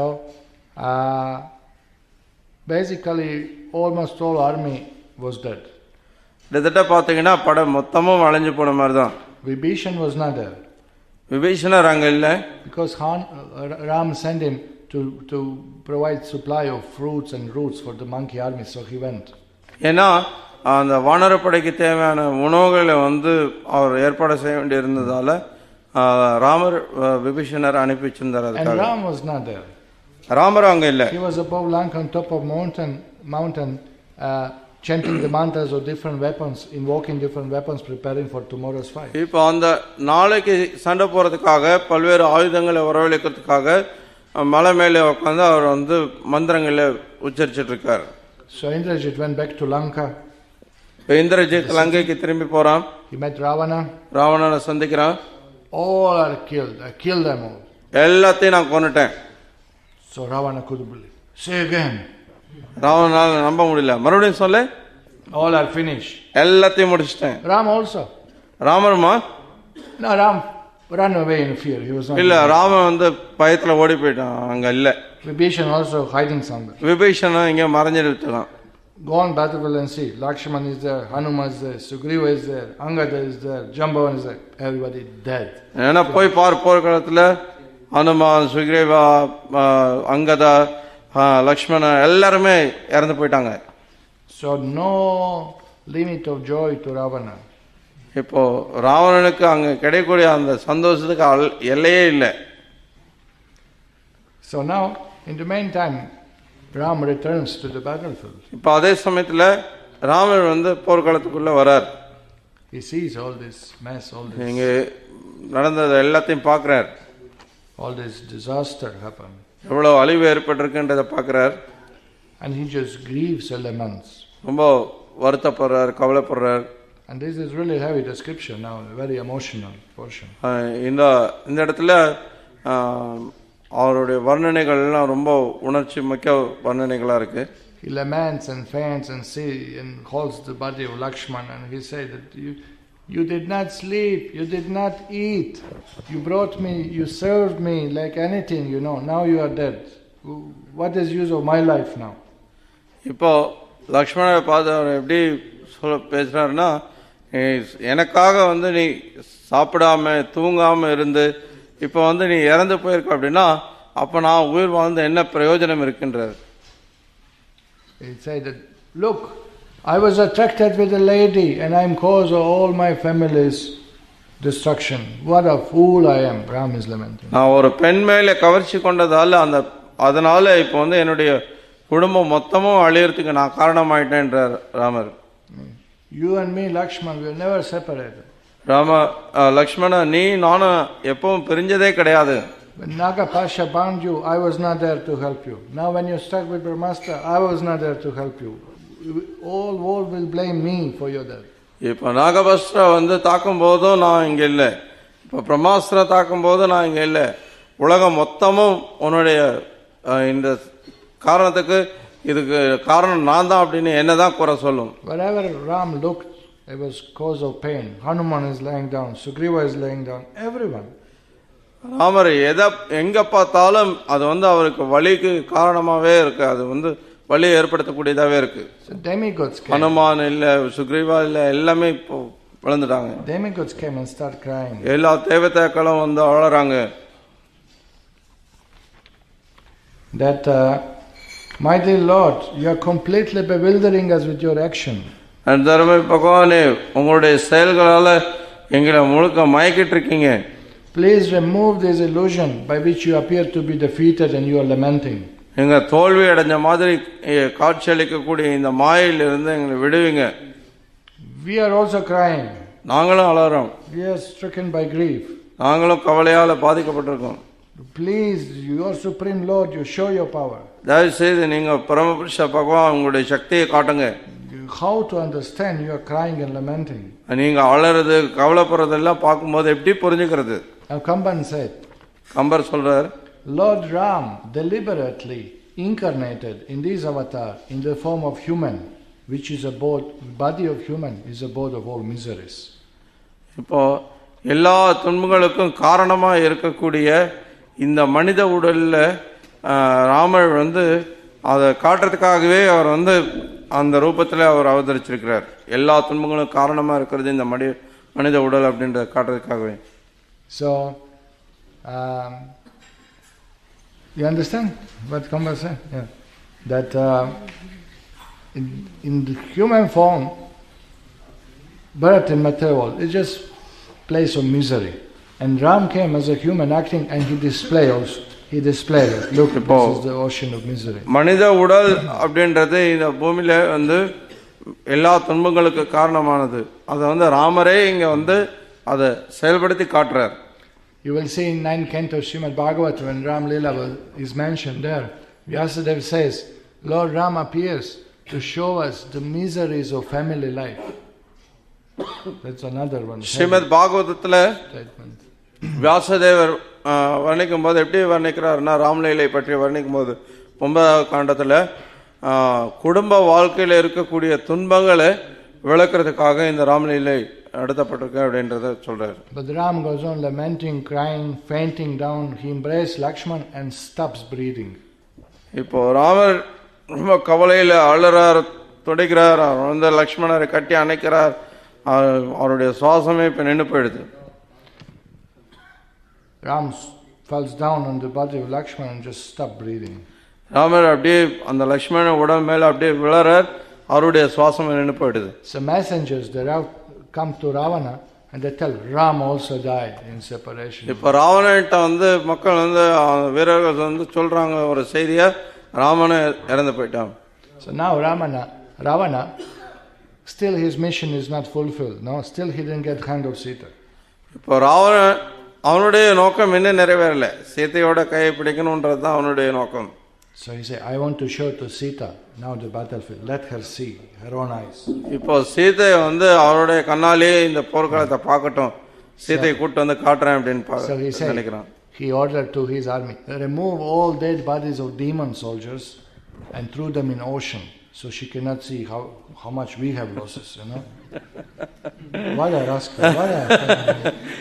ராவணன் என்ன சொல்றான், அந்த போர்க்களத்தில் இருக்கக்கூடிய அரக்கர்கள், இறந்து போன அரக்கர்களுடைய உடல் எல்லாத்தையும் தூக்கிட்டு போய் கடல்ல போட்டுருங்க. சீதை வந்து பார்க்கும்போது ஒரு அரக்கர்கள் கூட இறந்து போனதா தெரியக்கூடாது. Then bring that pushpa vimana and show Sita from above bodies. அதுக்கப்புறம் அந்த புஷ்ப விமானத்துல கொண்டு வந்து சீதாவுக்கு எல்லாத்தையும் காட்டுங்க, எவ்வளவு வானரங்களை நம்ம அழிச்சிருக்கோன்றதை காட்டுங்க.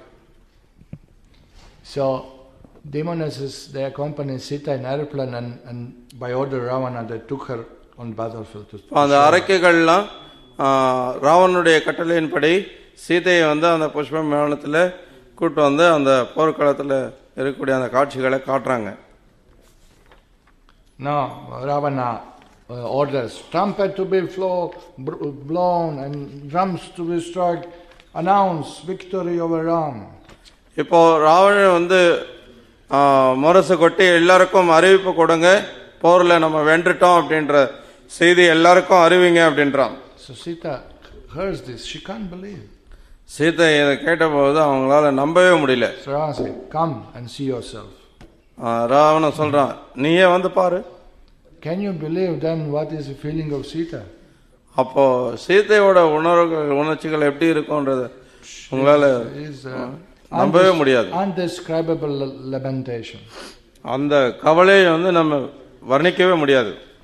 He just cries and she's seeing the Ram now, you know, after 6 months. இப்போ 6 மாதங்கள் கழித்து இப்போ ராமரை முதல் முறையா பார்க்கறாங்க. Laying down over Lakshman's body. Ramar வந்து இப்போ லக்ஷ்மணனுடைய உடல் மேல அப்படியே படுத்து கிடக்கிறார். There's no way to stop tears. She said that how I'm living, how am I living? அவங்க கண்கள்ல இருந்து வரக்கூடிய அந்த கண்ணீரை வந்து தடுத்து நிறுத்தத்துக்கு வழியே இல்லை. அவங்க கேக்குறாங்க, எப்படி எனக்கு இன்னும் உயிர் இருந்துட்டு இருக்கு, நான் எப்படி வாழ்ந்துட்டு இருக்கேன்? What's problem with me? Why am I not dying seeing all this? எனக்கு என்ன பிரச்சனை எனக்கு இருக்கு? ஏன் இத பார்த்தும் என்னால இன்னும் உயிரோட இருக்க முடியுது? எப்படி என்னால இறக்காம இருக்க முடியுது? She says battlefield, crores of dead bodies. She say for my sake. She says just கோடிக்கணக்கான அந்த இறந்து போன உடலை பார்க்கறாங்க, எனக்காக தான் இது எல்லாமே. She's crying, Yamaraj, why you are cruel to me? Why you are not taking me with you? இப்போ யமராஜட்ட கேக்குறாங்க, ஏன் நீங்க இவ்வளவு கொடூரமா என்கிட்ட நடந்துக்கிறீங்க, ஏன் என்ன நீங்க கூட்டிட்டு போக கூடாது? So Kamba explains that she was crying so heavily that Parvati started crying with her. She was wife. Kambar எப்படி வர்ணிக்கிறாருன்னா, அந்த சீதாதேவியினுடைய அந்த அழுகை வந்து எந்த அளவுக்கு ரொம்ப பயங்கரமா இருக்குன்னா, பார்வதி தேவி சிவபெருமானுடைய மனைவியான பார்வதி தேவி அழ ஆரம்பிக்கிறாங்க. Lakshmi start crying with her. Lakshmi Devi அழறாங்க. Saraswati start crying with her. Saraswati Devi சேர்ந்து அழறாங்க. Ganga start crying with her. Ganga தேவி சேர்ந்து அழறாங்க. All female devatas just weeping along with Sita. எல்லா பெண் தேவதைகளும் சீதையோட சேர்ந்து அழறாங்க. So Sita just laments and cries and they return back to the தொடர்ந்து சீதா தேவி கவலையில அழுதுட்டே இருக்காங்க. They are still in the air flying above the battlefield. இன்னும் அங்க அந்த போர்க்களத்து மேலேயே இருக்காங்க ஆகாயத்துல. Now the Trijata was there, Vibhishana's sister or daughter sometimes mentioned. இப்போ விபீஷனுடைய சகோதரனான திரிஜட்டா அங்க இருக்காங்க. So she sends away all other demonesses and stands alone with Sita. இப்போ மற்ற எல்லா அரக்கைகளையும் அனுப்பிட்டு சீதையோட தனியா இருக்காங்க. And she said, don't cry. அவங்க சொல்றாங்க, அழாதீங்க. She said, don't cry. Yes, don't. Why should I cry? I should die. You are right. Why should I? இப்போ சீதை சொல்றாங்க, ஆமா நான் ஏன் அழணும், நான் செத்து போகணும், அழறது பதிலா. You forgot the demons, they have these illusions. உங்களுக்கு மறந்து போச்சு, அரக்கர்கள் வந்து இந்த மாயை ஏற்படுத்தியிருக்காங்க. The golden deer was illusion. அந்த பொன் மான் வந்தது அதுவும் மாயை. The cheating of asuras. இதெல்லாம் அரக்கர்கள் ஏமாத்துற விதம். You remember false Janaka, your father, illusory Janaka, not real one. அவனுடைய தந்தையா வந்து அந்த ஜனக்கா வந்து பொய்யா மாயையா வந்தவர், உண்மையான உங்களுடைய தந்தை இல்லை, அது உங்களுக்கு நினைவில்லையா? Nobody survives Nagapasha. There's another illusion, but Lakshman survived. நாகபஸ்தால யாருமே உயிர் தப்பிச்சது கிடையாது, ஆனா லக்ஷ்மணர் வந்து உயிரோட இருந்தார், அது மாயை இல்லையா? Look at the face of Lakshmana. Lakshmana முகத்தை பாருங்க. Look at his face. Look at him closely. பக்கமா பாருங்க, அவருடைய முகத்தை பாருங்க. It doesn't look like death. இறந்து போன மாதிரி தெரியல. He's shining. He's effulgent.